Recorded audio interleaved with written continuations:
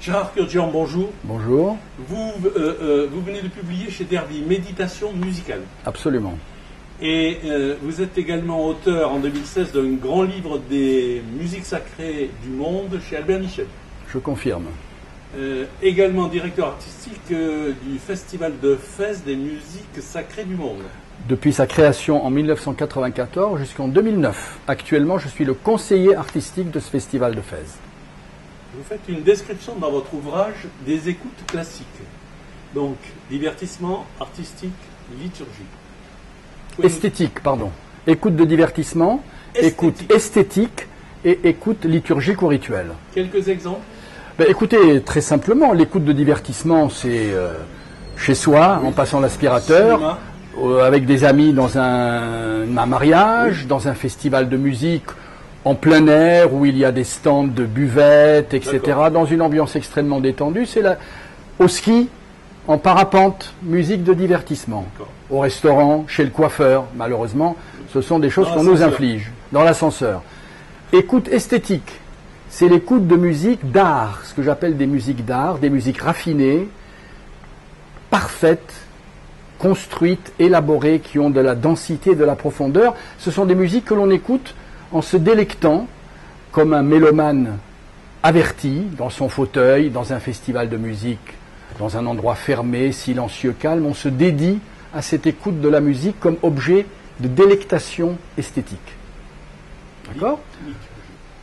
Écoute liturgique rituelle dans le cadre de la messe, dans le cadre d'un temple bouddhiste, dans une synagogue, il y a des chants, dont l'objectif est non pas la délectation esthétique, même si elle existe, bien entendu, mais l'objectif du chant et de la musique est de connecter à quelque chose de plus large, de plus vaste, de plus profond, qui est la divinité. Méditation, il y a des méditations modernes sans musique. Bien sûr, la méditation est une forme très ancienne que toutes les religions, sans exception, ont utilisée. C'est une pratique particulière qui n'est d'ailleurs pas destinée à l'ensemble des fidèles, mais à ceux qui ont besoin de pousser plus avant leur rapport au mystère, à la divinité, et qui, pour ce faire, sous la direction d'un maître spirituel, d'un guide, pratiquent, selon des préceptes particuliers, une forme de méditation qui peut être une contemplation d'une image d'une divinité, d'un objet, d'une statuette, d'un mandala, et l'objet de la méditation n'est pas, bien entendu, musical. Donc, dans ce cadre-là, si vous voulez, la méditation est structurée selon des codes qui sont purement religieux. Méditation musicale, alors là, il y a un process, et il faudrait que vous nous expliquiez les 5 phases. Absolument. La méditation musicale que j'ai, entre guillemets, inventée, si vous voulez, est une forme qui tranche avec les 3 écoutes dont j'ai parlé précédemment, avec l'écoute de divertissement, l'écoute esthétique et l'écoute liturgique. C'est une forme d'écoute musicale contemplative. Alors évidemment, pour être dans cet état de contemplation, il y a un stade préalable pour se mettre dans cet état contemplatif, une forme de sas d'entrée, si vous voulez, pour orienter notre intériorité comme un dispositif avec des paraboles, pour orienter les antennes vers la partie la plus profonde de notre être. Pour ce faire, il y a 2 phases préliminaires. La première, c'est dans quelque posture que ce soit. La méditation musicale ne requiert pas de posture particulière, sauf la posture couchée, parce qu'il n'est pas question de s'endormir, ce n'est pas une sieste musicale. La méditation musicale, dans quelque posture que l'on désire, dans un premier temps, on cherche à être dans le présent et dans le silence. On évacue autant que faire se peut les pensées parasites et on est là, dans l'instant, ici et maintenant. Phase numéro 1. Phase numéro 2, on se concentre à ce moment-là sur le souffle.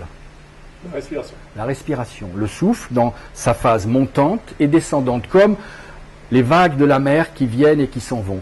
Cet état dans lequel on se met à partir de la présence initiale et l'être de souffle nous constitue un petit peu comme si on était à l'origine du monde. Parce que finalement, le souffle, c'est la première chose que l'on prend lorsqu'on arrive au monde, le bébé, aspire l'air, et c'est la dernière chose que l'on rend avant de partir vers l'autre monde. Donc, une fois qu'on est dans cet état très profond, où on a fait le vide des pensées, et où on est concentré sur le souffle, je fais émerger la musique. Et la musique, là, est contemplée depuis un état d'intériorité très profond. Lorsque la musique arrive à son terme, on revient à porter l'attention sur le souffle, sur les vagues qui vont et reviennent du souffle, et ensuite on revient à l'état de présence initiale pour terminer avec la 5e phase comme au début. Alors à qui s'adresse la méditation musicale et quelle fréquence? La méditation musicale s'adresse à tout le monde. Elle s'adresse au mélomane, bien entendu, qui va lui permettre d'avoir un autre accès à la musique, d'une manière différente d'accéder à la musique.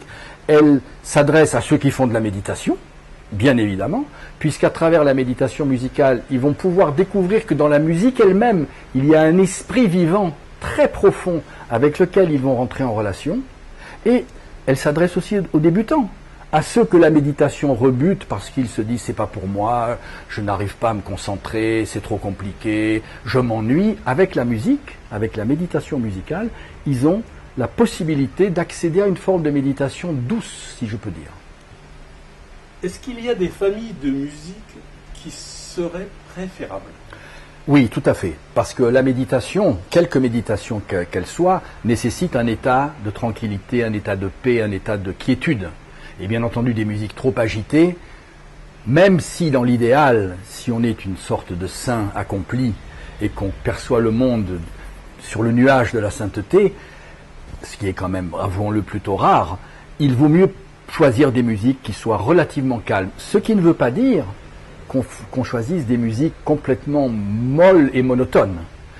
Ce qui différencie la méditation musicale de toutes ces musiques qu'on entend dans le contexte du New Age et dans le contexte du développement personnel, qui sont des musiques planantes, qui sont des musiques qui sont faites pour détendre et pour déstresser. Avec la méditation musicale, les musiques sont de véritables musiques, sauf que on les choisit avec le potentiel d'intériorité qu'elles procurent, mais qui n'est absolument pas coupé de la complexité, de la beauté et de la profondeur de ces musiques. Quelques exemples de musiciens. Jean-Sébastien Bach, des cantates sacrées, l'art de la fugue, Mozart, Beethoven, la sonate au clair de lune, entre autres, les quatuors à cordes, par exemple, John Coltrane, le grand saxophoniste mystique de jazz, les polyphonies corses, Arvo Pärt, le compositeur contemporain, le requiem de Fauré, certaines parties du requiem de Fauré, Debussy, les gymnopédies d'Erik Satie, le oud du grand maître de musique Mounir Bachir, irakien. Beaucoup de musiques sont jouables, le doudouk d'Arménie, toutes les musiques qui portent en elles une forte intensité et une forte intériorité. Vous nous expliquer pourquoi la musique est une clé. Alors, la musique est une clé parce que, d'une part, elle partage avec la méditation l'art de la présence. Pour méditer, il faut être présent. Pour écouter de la musique, il faut être présent, bien entendu. Et la musique ne se joue qu'au présent, comme la vie. On ne peut pas dire que la musique était ou sera. La musique est dans l'instant, dans le temps et dans l'instant. Comme la méditation, elle partage cet art de la présence. Présence que l'on peut décliner comme les poupées russes, avec toute une valence, une polyvalence de sens. D'abord, l'état initial, c'est un état de présence. Mais d'abord, pour être présent à soi-même, il faut être dans l'instant. Et lorsqu'on est dans le présent, qu'est-ce qui se présente à nous? C'est la vie, en tant qu'elle est offrande. Et une offrande ne peut se donner qu'au présent. C'est la raison pour laquelle on dit « accepte mon présent, accepte ma présence ».